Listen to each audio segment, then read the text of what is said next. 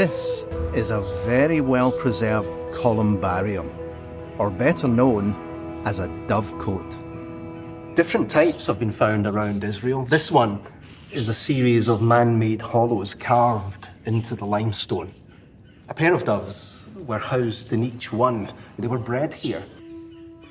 And judging by the amount of holes, raising doves was quite an industry. Why were doves in such high demand? Well, they provided meat. Their dung was harvested as fertilizer. But there was also another use. After the birth of a child, a dove could be used as a sin offering, and a second one as the burnt offering by parents who could not afford a young ram. No wonder then, the closer we get to Jerusalem and the temple area, the more ancient dovecotes have been excavated. Directly beside the Temple Mount itself, a 1st century fragment was found bearing the word sacrifice, next to an image of 2 birds.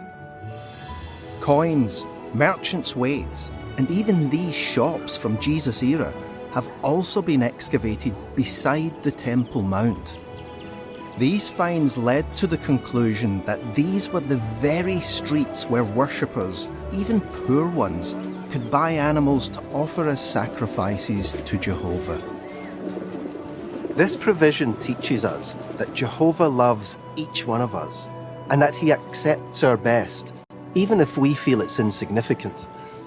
Our circumstances do not define our worth to him.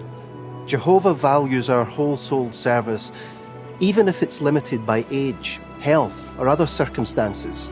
So we've just been watching a video that was shown as part of the symposium, Lessons from the Land of Jesus. Yes, it's our Scottish guy again, who is presenting, again, what is, by Jehovah's Witness standards, quite a polished, impressive looking documentary that I actually quite enjoyed. I mean, again, not everything he's saying makes sense or is that impressive, but at least he's actually in Jerusalem. He's in the Holy Land, and I actually did find it quite interesting to go inside one of these ancient dovecotes. But the reason why I'm showing you this video is I think it warrants a little bit of extra thought what he's actually saying, because you can get blown away by the visuals and by this Scottish Indiana Jones character with his satchel going around, and you can think, yeah, this is a really solid foundation for my faith as one of Jehovah's Witnesses. But just think, if you are one of Jehovah's Witnesses, what the message is here.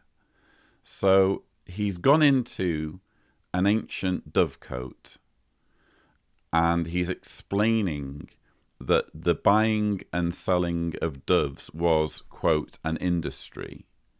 He's taking you to a part of Jerusalem where there were once shops where poor people could buy doves for sacrifice.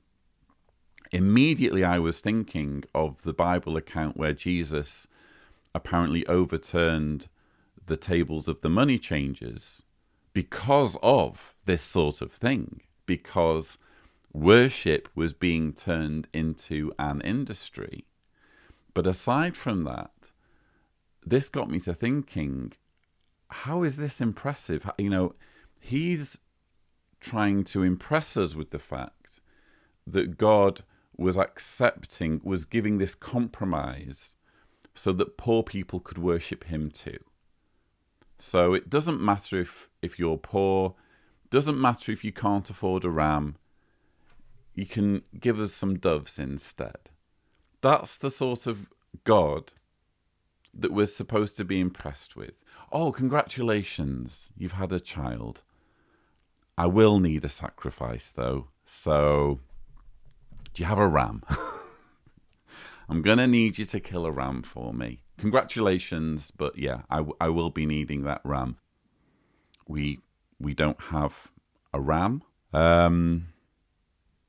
We got any pigeons? Yes, we've got a dove. It's going to need to be 2, I'm afraid. That's That is the supreme intelligence behind the creation of the universe.